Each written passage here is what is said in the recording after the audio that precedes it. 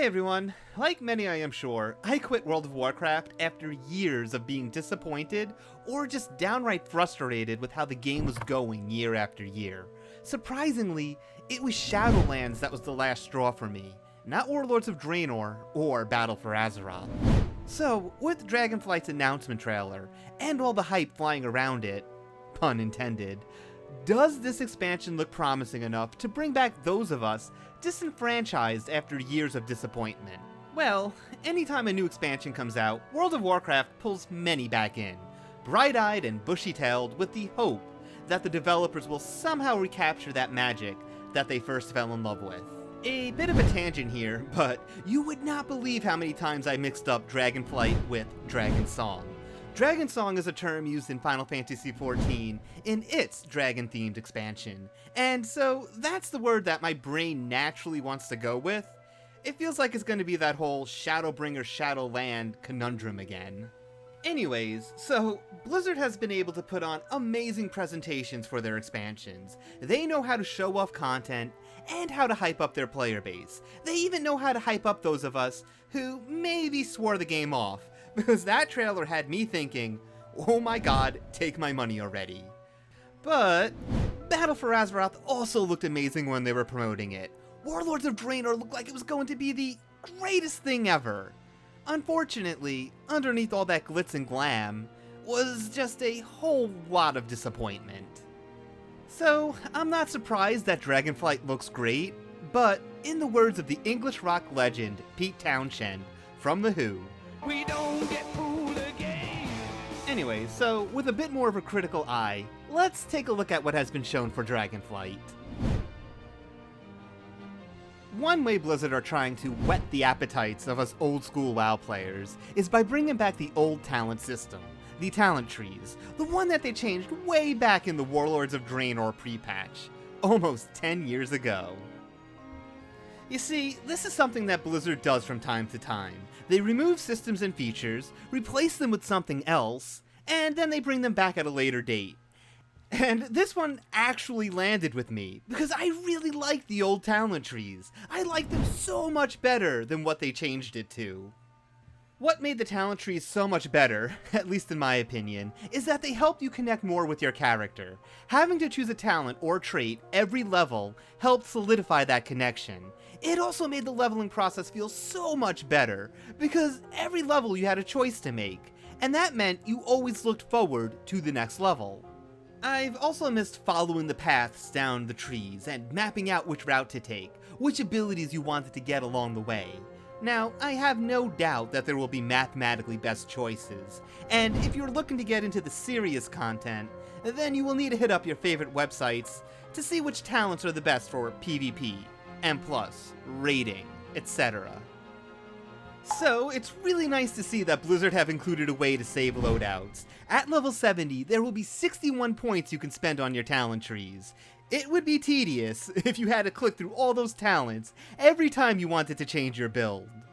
The next bit of amazing news is they are finally getting rid of borrowed power. It only took them 10 or so years to realize that borrowed power is not fun. The thing about borrowed power is that it sucks no matter which way you slice it. From the player's perspective, you are just wasting your time and energy grinding out these temporary systems.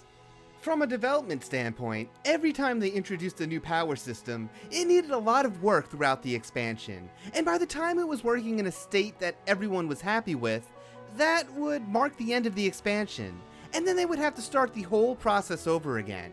So yeah, these announcements, they sound promising. Balance will always be in question and something to keep an eye on, but the direction they're going in looks pretty good. So now let's take a look at the theme of the expansion, the dragons.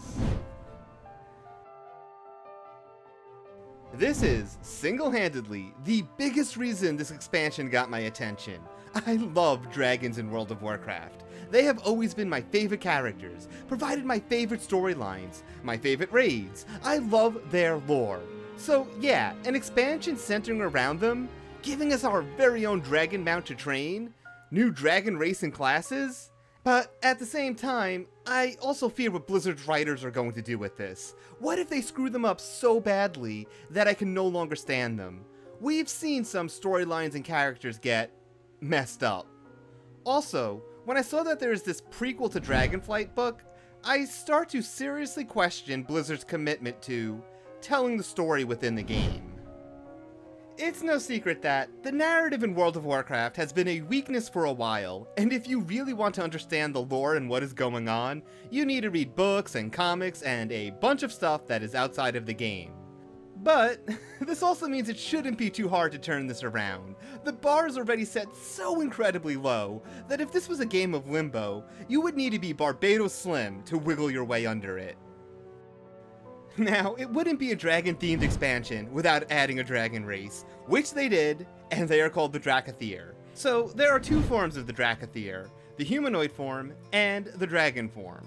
And I think the dragon form looks awesome, especially in action. It looks really, really good. On the other hand, the humanoid form looks really dumb. I really hope that it's an option like the Worgen, and I can just stay in the dragon form the entire time.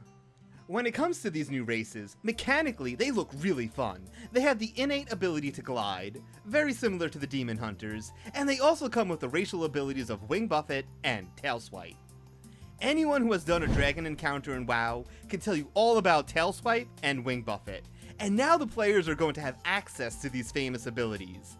They were already cool enough, but that just puts them over the top. Then, there was the really cool looking Dragon Breath abilities where they jump in the air and glide along a path breathing fiery devastation in the wake. Sort of like Onyxia's Deep Breath ability that tormented raiders all those years ago. The other thing is, the Dracothir are the only ones that can play as the new classes. The new classes are the Devastation Evoker, which, as you may have guessed, is the new DPS, and the Preservation Evoker, which is the new healer. What caught my eye with the new classes is they have a really fun looking mechanic that allows them to empower their abilities to do more healing or damage, and this is done by charging them, and the longer you charge them, the more you get out of it. What I really like about this is the potential it offers to allow players to really differentiate themselves. Now, I have no idea how much healing or DPS will be affected by the charge mechanic, but I'd like to think that a player who mastered an encounter and completely optimized the charge mechanic would really shine. So, okay, so the big concern is always balance, and will these new classes and races be so overpowered that every group will basically want them and reserve a spot for them? It's never an easy thing to balance a new class. They have to be very careful that they don't just make a superior version of an existing class, or just make a class that is redundant of something else. So, I hope they can get it just right. Lastly, you also get a dragon mount that can glide across the zones. Blizzard said that they put a lot of time into creating this gliding system, and that it will have an arcadey feel to it. Not gonna lie, that sounds really cool. It gives me Breath of the Wild vibes, you know, finding a vantage point high above the ground and then gliding your way across the zone. I'm hoping they add lots of areas that you can only get to by gliding. That would really add to the exploration.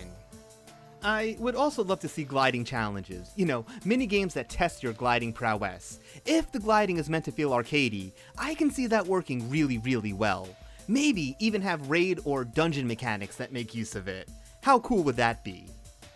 The other cool thing about the dragon mounts is that they actually level up. You are training your dragons to be better, and from what I've read, this unlocks some cosmetic options.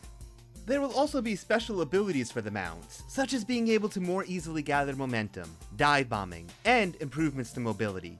This reminds me of the Guild Wars 2 mount system, which is so cool that I'm surprised it took this long to find its way into another MMO.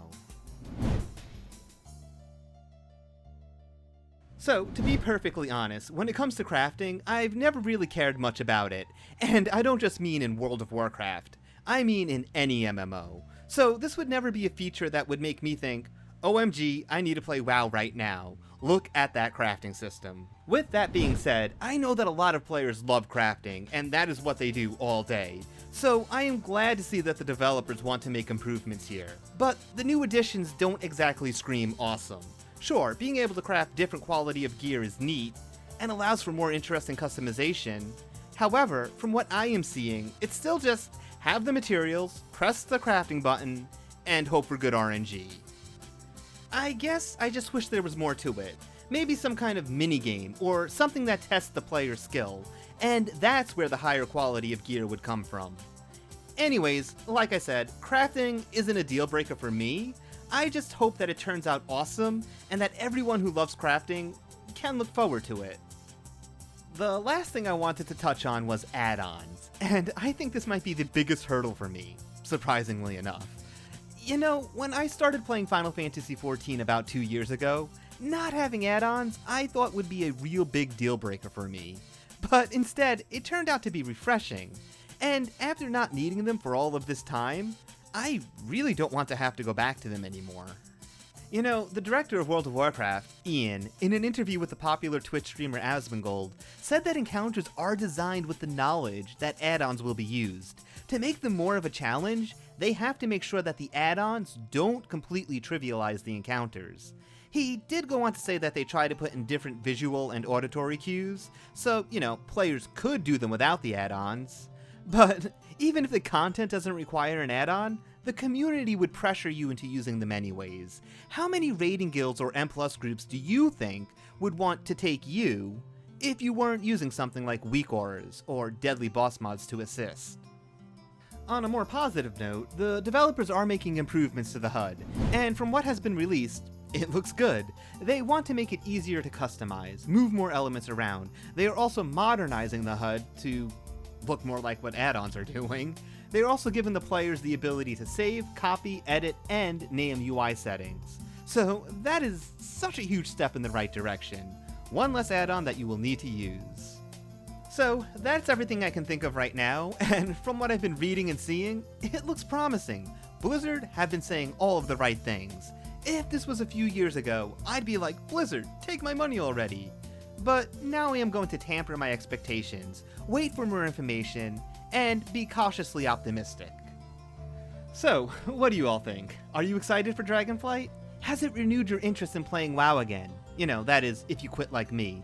Or is it too little too late? Let me know in the comments below. Anyways, thank you for watching. I hope you are all having a great day. Please consider leaving a like and subscribing.